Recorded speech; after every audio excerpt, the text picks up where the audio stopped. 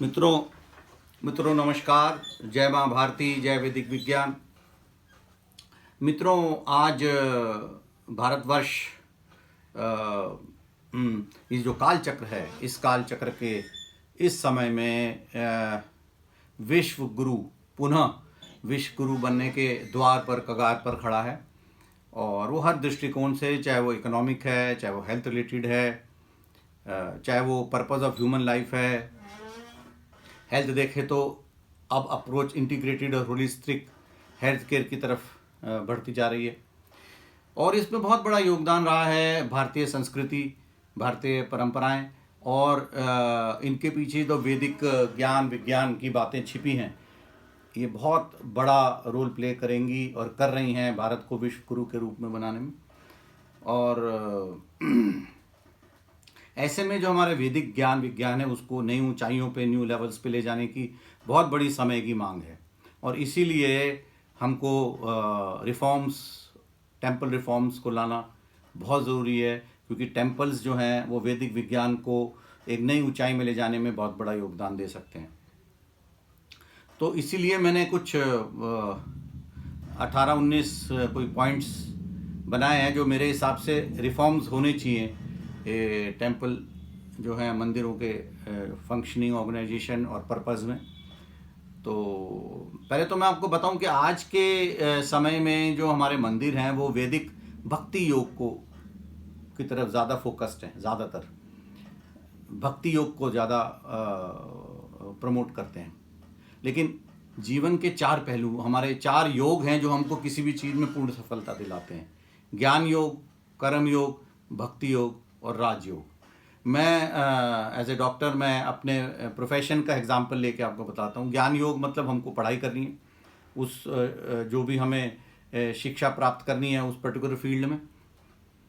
और कर्म योग मतलब हमको मेहनत करके और काम करना है, कर्म करना है उस पर्टिकुलर फील्ड में।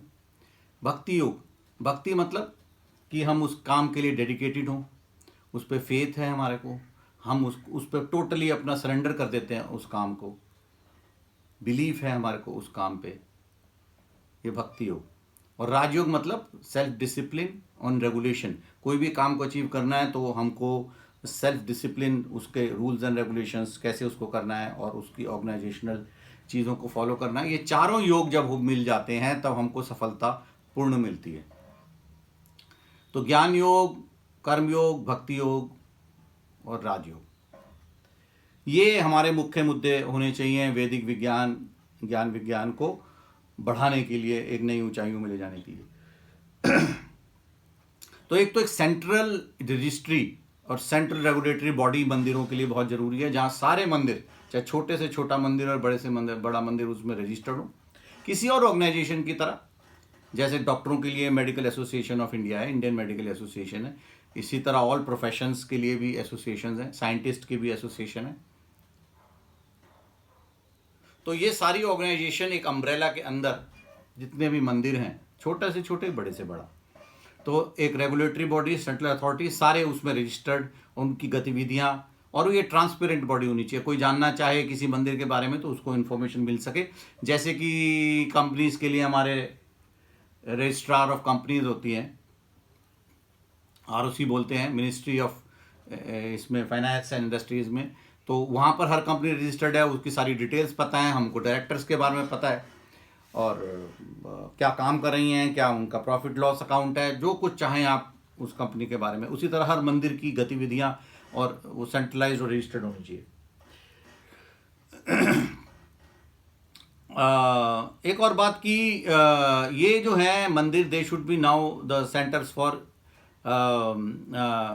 ट्रेनिंग इन, जो मैंने कहा आपको 4, ज्ञान योग जो कि नॉलेज विजडम से रिलेटेड है, भक्ति योग जो पैशन डिवोशन, कर्म योग डेडिकेशन, और राज योग यानी डिसिप्लिन। तो ये चारों एस्पेक्ट्स योग जो है, इनकी ट्रेनिंग टेम्पल्स में होनी चाहिए। और इनकी जो इनकम है, एक्सपेंडिचर है, ट्रांसपेरेंसी और अकाउंटेबिलिटी सारी डिटेल्स में होनी चाहिए। मंदिर कितनी इम्पोर्टेंट चीज़ होती है हमारी, जो मूर्तियाँ मंदिरों में स्थापित करी जाती हैं, आज एक पेंटिंग है, कोई 3 करोड़ की बिक रही है, कोई 5 करोड़ की बिक रही है, कोई एम एफ हुसैन की पेंटिंग है, तो राजा रवि रवि की पेंटिंग है। लेकिन मंदिरों में, पुराने पुराने बड़े बड़े मंदिरों में मूर्तिकारों की कोई नाम ही नहीं होता। हमें पता ही नहीं चलता कि ये कितनी खूबसूरत मूर्ति है, ये किस मूर्तिकार ने बनाई है, और ना उस मूर्तिकार को उस पर कोई रॉयल्टी मिलती। अभी कॉपीराइट में एक्ट में अमेंडमेंट्स हुई हैं, जो लेखक हैं, जो क्रिएटर हैं किसी चीज़ के, उनको रिकॉग्निशन, उनकी रॉयल्टी फिक्स हुई है। ऐसे ही जो मंदिरों में मूर्तिकार हैं, जो मूर्तियां बनाते हैं और जिनकी मूर्तियां स्थापित करी जाती हैं मंदिर में, उनके बारे में मंदिर में मेंशन होना बहुत ज़रूरी है कि ये मूर्तिकार कौन है, किसने इस मूर्ति को बनाया है, मूर्ति की डिटेल, कब उसकी स्थापना की गई, कौन सी देवी देवता की मूर्ति है उसकी डिटेल, और उसको जो मूर्तिकार है उसको एक रॉयल्टी मिलनी बहुत ज़रूरी है। उस मंदिर की जो कमाई हो उसकी, चाहे वो ½ हो।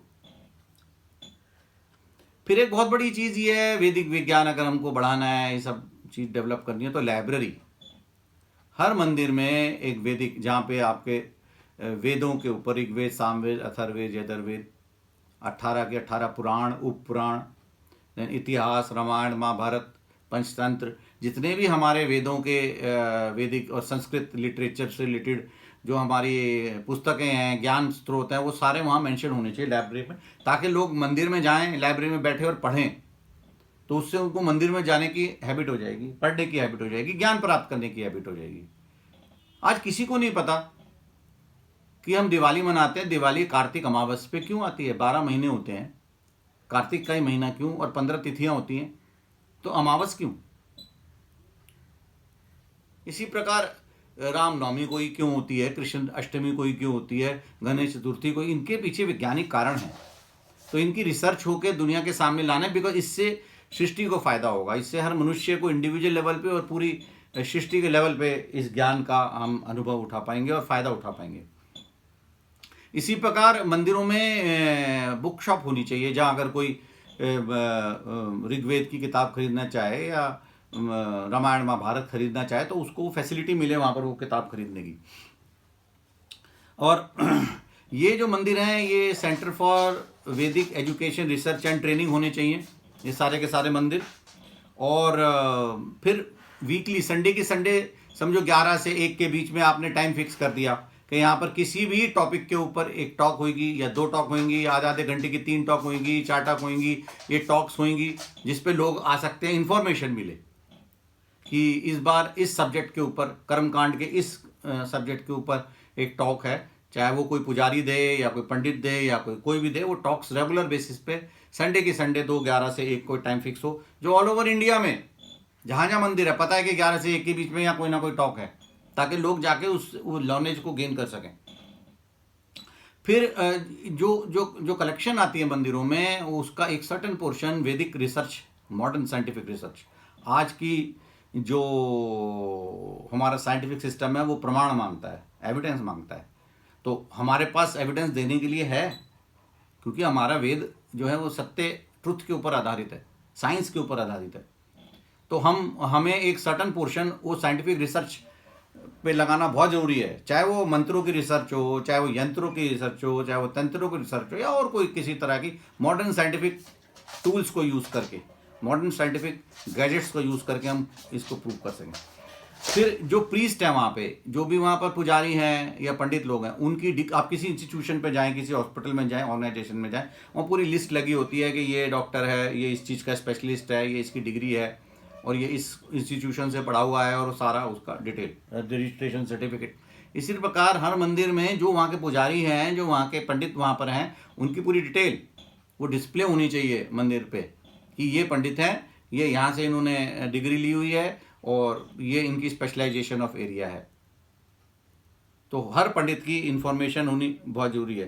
टेम्पल ऐप की बहुत ज़रूरत है, अगर हमको वैदिक विज्ञान को बढ़ाना है, बढ़ावा देना है, ऐप होना चाहिए कंसोलिडेटेड, जिसमें हर टेम्पल की इन्फॉर्मेशन हो। मान लो मैं दिल्ली में हूँ, मैं बॉम्बे में हूँ, बॉम्बे में मान लो मैं सांता क्रूज में हूँ, और मेरा मन है कि मैं आसपास के मंदिर में जाऊँ, मुझे और उसका मुझे पता होना चाहिए किस चीज़ का मंदिर है, कौन सी देवी देवता का, कौन सी कॉस्मिक एनर्जी को वो रिप्रेजेंट करता है, और वहाँ किस चीज़ के टॉपिक के ऊपर डिस्कोर्स हो रहा है या डिस्कशन हो रहा है या कोई वर्कशॉप हो रही है या कोई कॉन्फ्रेंस हो रही है तो मैं जाके अटेंड कर सकता हूँ। तो ये इन्फॉर्मेशन उस ऐप के ऊपर होनी चाहिए जो टेम्पल्स का ऐप होना चाहिए। संडे को जैसे मैंने कहा डिस्कोर्स 11 से 1 कोई टाइम फिक्स हो जाए। सबको पता है कि 11 से किसी भी मंदिर में जाएंगे कुछ ना कुछ जरूर प्रवचन, कोई सत्संग या इस तरह की चीज़ कुछ हो रही होगी, और हैप्पीनेस रिलेटेड क्लासेस भी। फिर ये एनुअल कॉन्फ्रेंसेस भी हों, यानी कि एक एनुअल मीटिंग हो, सब पंडितों की, पुजारियों की, जितने भी मंदिर हैं वो आएँ, रिप्रेजेंट करें, उन्होंने क्या रिसर्च करी है, उनका क्या एरिया है, उनका क्या तथ्य है, वो आपस में आदान प्रदान, पंडितों का, पुजारियों का, संस्कृत स्कॉलर्स का एक्सचेंज ऑफ थॉट्स, कैसे वैदिक विज्ञान को आगे ले जाया जाए, बढ़ा जाए, वो भी बहुत ज़रूरी है। देन रिकॉर्ड्स मेंटेन होना बहुत ज़रूरी है, एस्ट्रोलॉजी के रिकॉर्ड्स। आज आपको ध्यान हो, पता हो, तो हमारे पास सारी डिटेल्स है। श्री कृष्ण भगवान जब पैदा हुए थे उस वक्त प्लैनेटरी पोजीशंस क्या थी, नक्षत्रों की पोजीशंस क्या थी, भगवान श्री राम पैदा हुए उस वक्त क्या पोजीशन थी, ये सब डेटा अवेलेबल है। तो ये एस्ट्रोलॉजिकल रिकॉर्ड्स और एस्ट्रोलॉजी से रिलेटेड, वैदिक एस्ट्रोलॉजी वैदिक विज्ञान के बड़ा इंपॉर्टेंट पार्ट है, ज्योति है। ये तो दुर्भाग्य रहा देश का कि ज्योतिष को कोर्स में हटाया गया, वरना जो वेद अंग है, यानी 6 वेद अंग है, जिसको पहले जाने बिना आप जो है आगे किसी ग्रंथ को, किसी वेद को, पुराण को हाथ नहीं लगा सकता, आपकी समझ में नहीं आएगा क्या लिखा है। और उसमें आखिरी और छठा जो सब्जेक्ट था, स्टार्टिंग फ्रॉम अल्फ़ाबेट्स, निरुक्त है, व्याकरण है, ग्रामर है, आखिरी जो था उसमें है वो है ज्योतिष। क्योंकि ज्योतिष क्या है, ज्योति मीन्स एक कमरे में चीज़ें पड़ी हुई हैं, या एक चीज़ें पड़ी हुई हैं, अंधेरा है और आपने ज्योति डाली तो आपको पर्सपेक्टिव्स पता चल गए, कौन सी चीज़ कहाँ पड़ी है, कौन सी चीज़ कहाँ पड़ी है, आपको आपस का इंटरलेकिंग परसेप्ट, वो ज्योति है। 10 चीज़ें पड़ी हैं, आपको पता नहीं आपस में ये आपस में कैसे जुड़ी हुई हैं, इनका क्या लिंक है, और जैसे ही आपने रोशनी डाली आपको सारा रिलेटिव परस्पेक्टिव में 3 डायमेंशनल आपके सामने आ गया। ज्योतिष तो बहुत जरूरी एस्पेक्ट है। आयुर्वेद जैसे सब्जेक्ट में जहाँ पर ज्योतिष was an essential subject, medical astrology, ज्योतिष, जो ग्रह हैं, नक्षत्र हैं, उनका शारीरिक बीमारी आयुर्वेद में पढ़ाया जाता था कि क्या असर है, वो सब्जेक्ट आयुर्वेद में नहीं, वो संस्कृत विद्यापीठ में कुछ जगह पढ़ाया जाता है। और आयुर्वेद के जो स्टूडेंट्स हैं उनको ज्योतिष के बारे में ABCD नहीं, तो कंपलसरी होना चाहिए। ज्योतिष आयुर्वेद का one of the most important pillars है, सब्जेक्ट्स है। जिसको ज्योतिष नहीं आती वो आयुर्वेद में तो कुछ कर ही नहीं सकता, क्योंकि जगह जगह मंत्रों के बारे में कहा गया है, जगह जगह ग्रह नक्षत्रों के बारे में कहा गया, समय में बताया गया, ऋतुओं का रिलेशनशिप बताया गया। देन कंटिन्यूइंग एजुकेशन बहुत, जैसे हमारे मेडिकल में कंटिन्यूइंग एजुकेशन कंपलसरी है। जो प्रीस्ट हैं, जो कर्मकांडी हैं, इनको भी रेगुलर बेसिस पे इनकी एजुकेशन होनी चाहिए। और कॉस्मिक एनर्जी की भी एजुकेशन, रिसर्च होनी चाहिए। जैसे हम फिजिक्स पढ़ाते हैं ऐसे हम वेद पढ़ाते हैं। जैसे फिजिक्स केमिस्ट्री पढ़ाने के इंस्टीट्यूशंस हैं, ऐसी मंदिरों में साइंटिफिक रिसर्च, ट्रेनिंग, एजुकेशन और वैदिक प्रिंसिपल्स होनी चाहिए। तो ये मेरे कुछ आइडियाज़ हैं, ये बहुत ज़रूरी है, क्योंकि भारत अब विश्व गुरु सही मायने में दोबारा न्यू इंडिया, जो पहले गोल्डन बर्ड इंडिया था और अब फिर कालचक्र में वो दोबारा विश्व गुरु बनने के कगार पे खड़ा है। हमको अपने, और उसका बेसिस हमारी जो वैदिक परंपराएं, वैदिक संस्कृति, वैदिक ज्ञान विज्ञान है, उसको दोबारा से हमको समझना, एक एक चीज़ को डिटेल में। वैज्ञानिक इस दिए वो देश है जहाँ पे जो बच्चा पैदा होते ही पहले साइंटिस्ट होता था, बाकी कुछ और, पहले वो सवाल करता था हर चीज़ पे, मैं ऐसा क्यों करूँ, ऐसा क्यों होता है। ये वो देश है जहाँ पर पैदा होते ही बच्चा साइंटिस्ट होता है। तो ये जो टेम्पल रिफॉर्म्स है, ये मैंने आपके सामने अपने विचार रखे कि बहुत ज़रूरी है आगे चलकर कि हर टेम्पल, चाहे वो छोटा हो बड़ा हो, सब लिंक्ड हो। मतलब छोटे टेम्पल में मान लो किसी चीज़ की जो है फैसिलिटी नहीं दे सकते बिकॉज वो छोटा है साइज़ में, तो उसका लिंक होना चाहिए नियरेस्ट बड़े टेम्पल के साथ, उनका रिलेशनशिप होना चाहिए कि वहाँ जैसे छोटा हॉस्पिटल है, बड़ा है तो छोटे में नहीं फैसिलिटी है तो बड़े में ट्रांसफ़र हो गया दीदी, उसी प्रकार आपस में लिंक होना चाहिए कि अगर यहाँ पर कोई आदमी आता है कुछ पूछता है तो कौन सा नियरेस्ट बड़ा टेम्पल है उसमें वो जाके उसके बारे में बात कर सकें। तो बहुत बहुत धन्यवाद। Let us go for temple reforms. जय माँ भारती, जय वैदिक विज्ञान, नमस्कार।